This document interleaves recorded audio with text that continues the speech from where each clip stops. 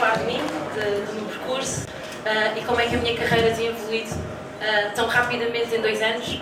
Mas eu acho que o TEDx é uma oportunidade que todos os oradores têm para mexer mentalidades, tocar em consciências. E eu vou falar de algo que me é muito comum, são os tecidos africanos. Porquê? Primeiro, aproveito o facto de estar em África para chamar à consciência dos africanos, em primeira mão, e depois para todo o mundo, o valor que os tecidos africanos têm. Não só para mim, porque para mim é um fascínio, uma paixão, mas porque eles têm realmente um valor que, infelizmente, nem nós todos os dias não damos. Vou-vos contar como é que tudo começou. Quando eu comecei a trabalhar com os tecidos africanos, digo já numa vertente de negócio, quando comecei a fazer peças exclusivas para clientes, chegou uma cliente portuguesa com um tecido tradicional angolano, a famosa samacaca, para quem conhece, e ela disse-me que o tecido tinha mais de 80 anos e que já ia na 3ª geração. Tinha sido da avó, depois passou para a mãe e logo a seguir para ela. Mas, se ela seguisse a tradição, se passaria, talvez, para o fim. Mas não, ela gostava tanto daquele tecido, gostava tanto da história que aquele tecido representava e o facto de fazer parte da sua cultura, da sua família, que ela quis fazer um vestido. Porquê? Não só porque gostava do tecido, tinha uma oportunidade para poder contar essa história a toda a gente. Uma coisa muito simples, não é? Uma senhora gostou de um tecido, mas para ela o mais importante não era só a beleza do tecido, mas sim o significado que o tecido tinha para ela. Claro que, como designer de moda, a minha preocupação é escolher o tecido, saber escolher o design próprio para a cliente e fazer uma peça bonita. Mas a partir desse momento eu comecei a pensar, olha que engraçado, uma pessoa quer usar o tecido africano, porque ela não era propriamente uma senhora africana, não tinha como hábito usá-lo, mas ela viu naquele tecido uma forma dela poder valorizar o tecido pelo significado que ele tinha. Foi a partir daí que eu comecei, antes de, não só, além de pensar na parte criativa da peça, começar a olhar para o tecido. Eu vou usar uma expressão que foi usada hoje, não com olhos de olhar, mas com olhos de ver para o tecido, e comecei a ver o que é que está por trás deste tecido. Porquê é que este tecido é assim? Porquê tem estas cores?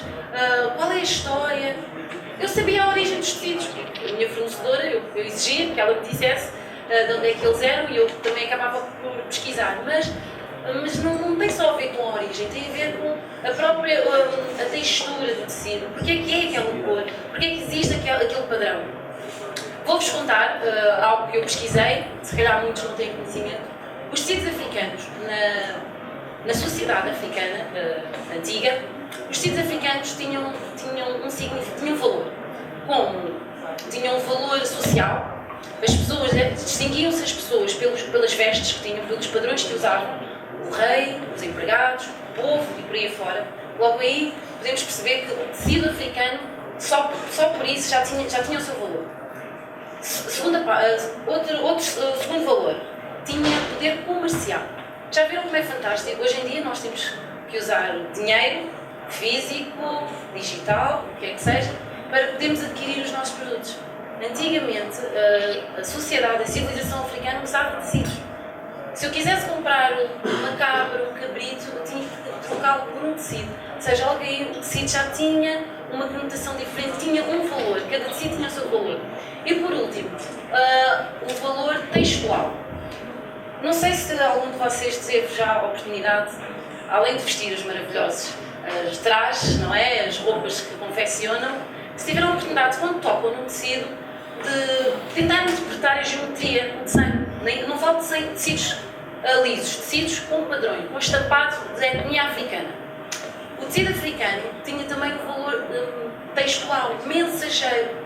As pessoas usavam os tecidos para transmitir uma mensagem. As culturas falavam através dos padrões que desenhavam nos tecidos.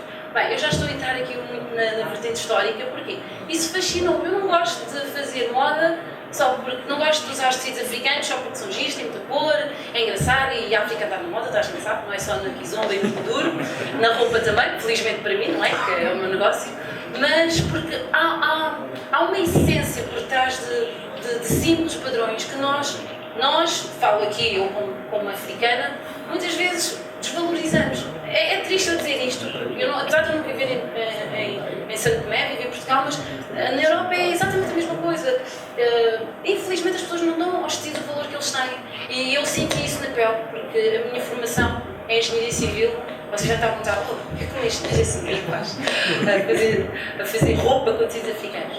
Claro que isto não seria uma louca, isto foi uma paixão. Primeiro começou com uma paixão, um fascínio, uma descoberta, e eu fui percebendo que, assim como eu, as pessoas só precisavam de descobrir o que é que há por trás desses tecidos. Porquê?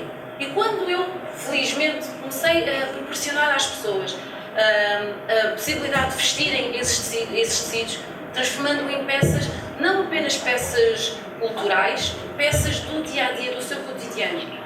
Para quem não conhece, passo a fazer um pequeno parêntese, eu utilizo os tecidos africanos, mas faço roupas com cortes europeus.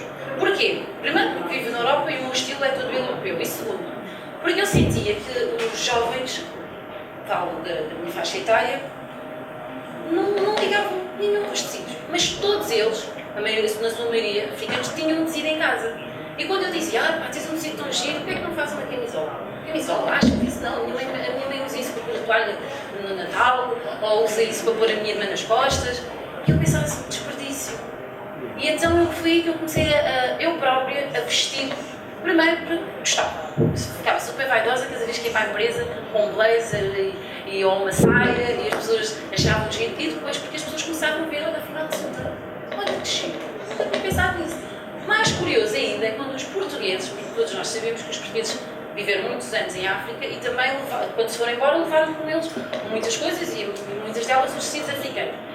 Não porque eu soubesse, mas porque me foram chegando essas histórias. E essa cliente com a qual comecei por contar a história foi um desses casos. Ela tinha não só esse tecido, como tinha outros. E ela queria mostrar o valor que o tecido tinha para ela. E quando eu comecei a desenvolver esse trabalho com os tecidos africanos, muitas pessoas foram chegando até mim no ateliê ou através da internet, do Facebook e outros, porque tinham tecidos em casa que gostavam, mas não sabiam o que fazer com eles. Já viram? Como é que é possível?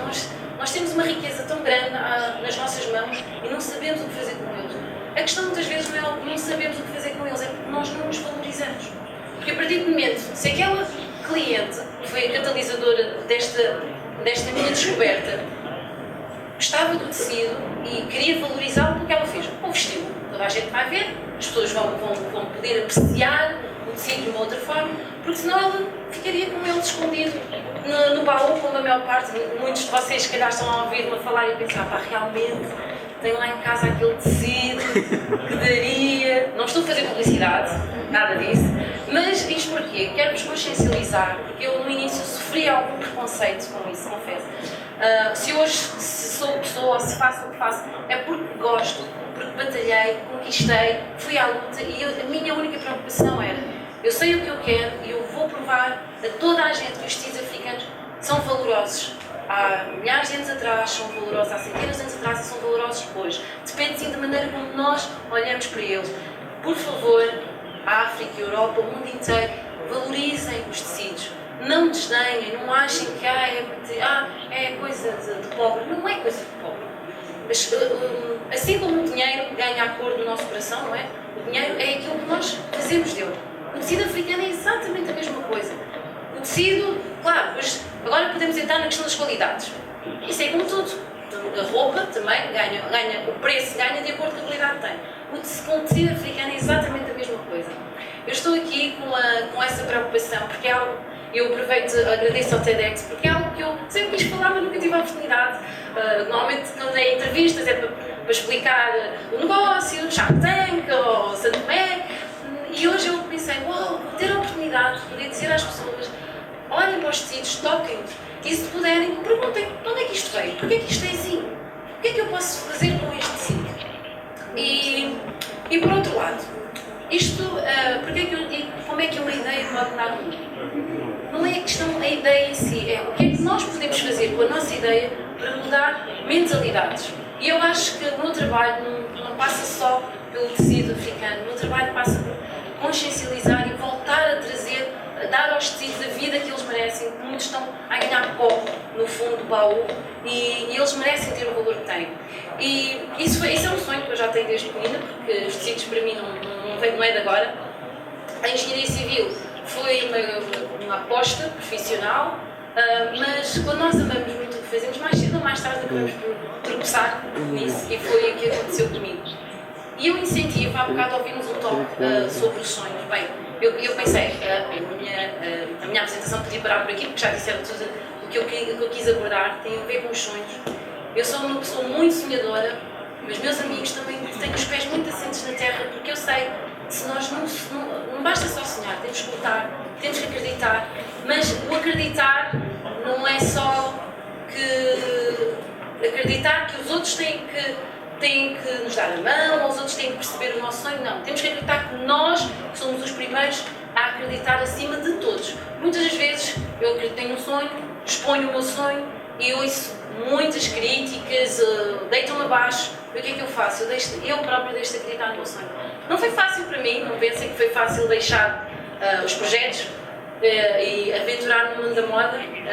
Ouvi algumas risadas, ouvi algumas dúvidas. Confesso, também tive os meus momentos de dúvidas, mas eu tinha um ideal, eu tinha um sonho, eu tinha um conceito, eu tinha uma missão. E é isto que eu quero passar para vocês. Quero-vos consciencializar, sonhem, acreditem e valorizem o que vocês têm de bom, o que nós temos de bom e o que o mundo também pode ter de bom. Obrigada.